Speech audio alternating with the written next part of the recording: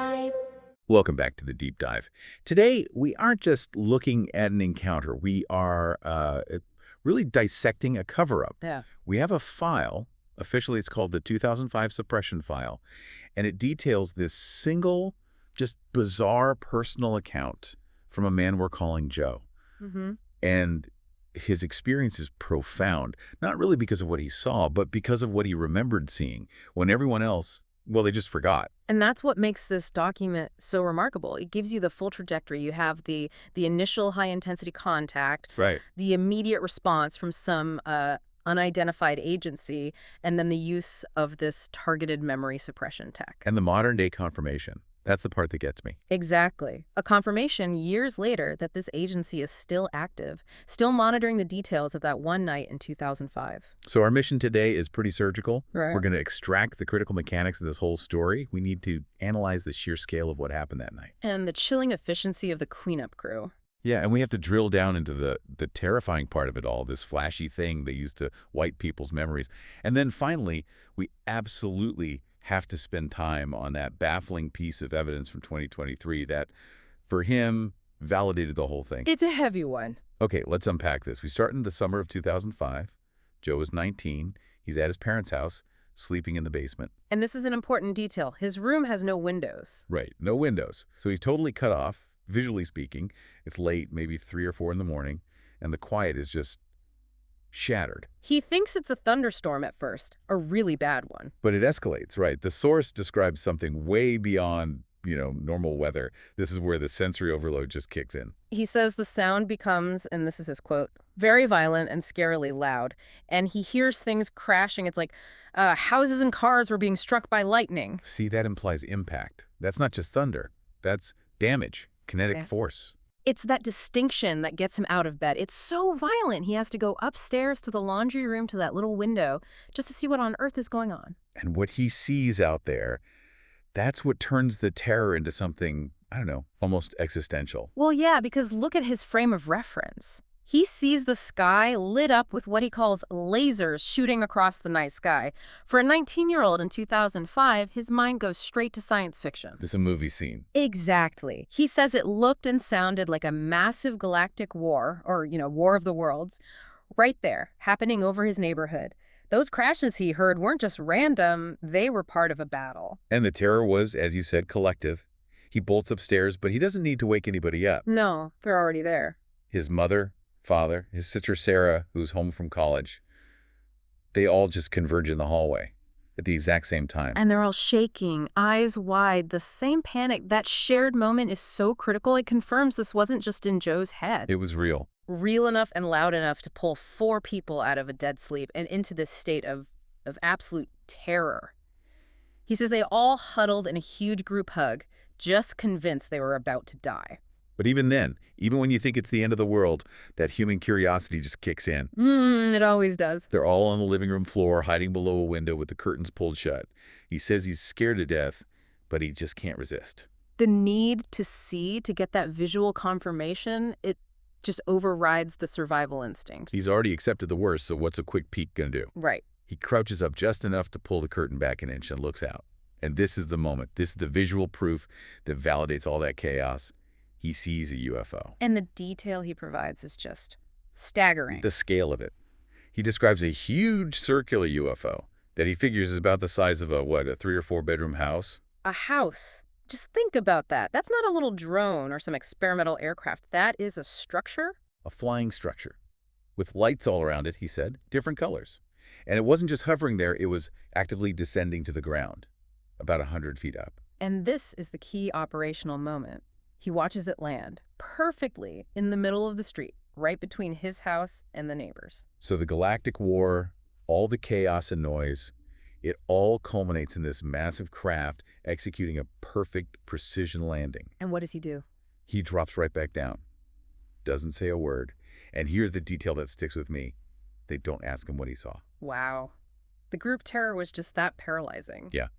Even a house-sized object landing on your street is less important than just staying hidden. They were completely frozen by it. Yeah.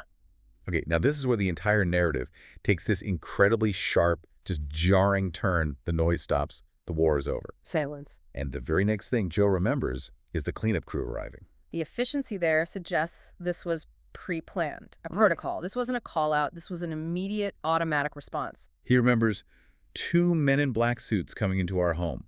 They give a short explanation to the family in the living room. We don't know what they said, of course. That was probably the first thing to be erased. Exactly. But it's the technology they brought with them that's the focus, the memory wipe. I mean, if you look at the whole mythology, the idea of men in black is legendary, but Joe gives us a clear account of the actual tool. He compares it directly to the neuralizer from the movie Men in Black. He says, they literally zapped our eyes with the flashy thing. That comparison is the hook. We're talking about a handheld device that can selectively delete recent high-trauma memories. And the effect was clinical. He says, after they flashed me, I went directly to my bed and went to sleep. Which suggests it does two things at once, right? It's not just a memory wipe, it's also some kind of post-hypnotic suggestion. Go back to normal. Immediately, return to your routine. It prevents any discussion, any analysis right after the event. It's incredibly efficient.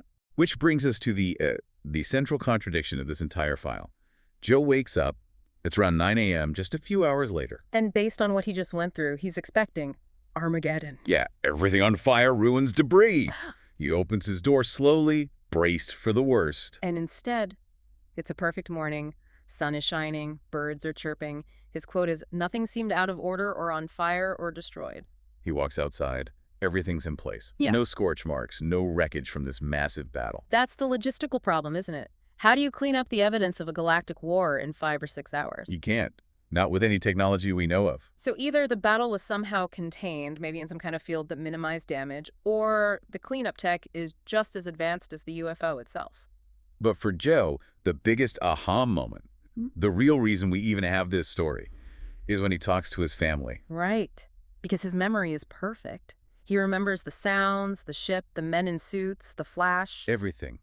But his mother, his father, his sister Sarah, they had no clue what had happened. Just acting completely normal. Yeah, talking about breakfast, like it was just another summer morning. So the suppression technology failed on one person. It worked perfectly on 3 other adults who went through the exact same thing. And Joe's resistance to it, whether it was, I don't know, physiological or just a fluke, it validates the whole thing. It proves the technology is real by showing that it has limits. He becomes this isolated witness, forced to carry this unbelievable truth that his own family was made to forget. The implication of that is just. It's profound. He decides not to tell them. He says, it was no point.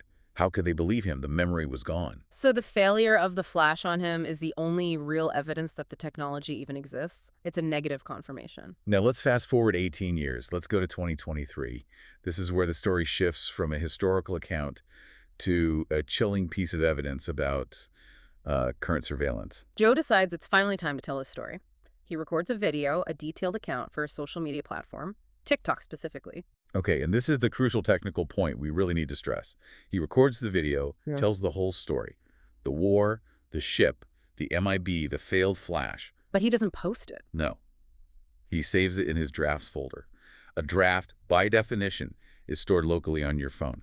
Hasn't been uploaded, it isn't public, it's offline content. And yet, while that video was just sitting privately in his phone's local storage, it gets muted. The audio track is just suppressed. Okay, let's break that down. Normal content moderation, it happens after you upload something.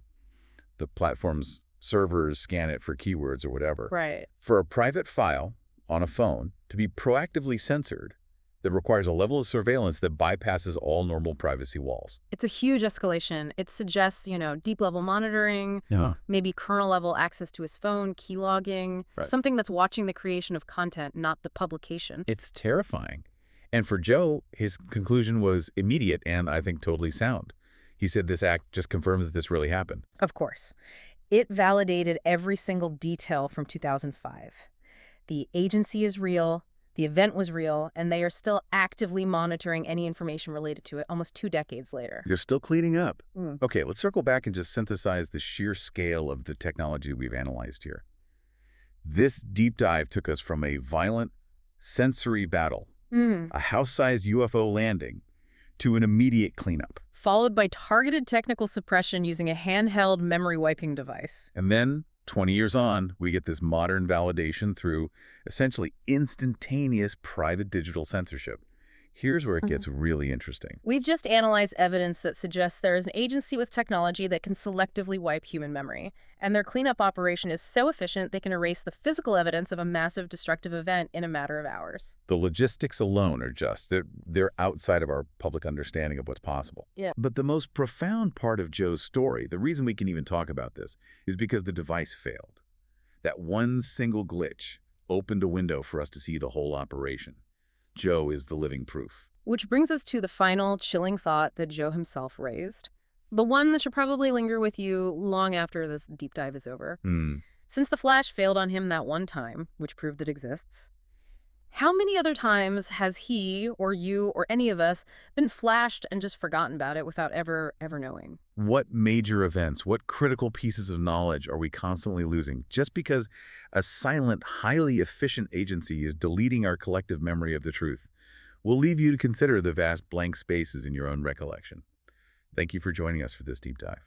Tiny Tales Podcast. Tiny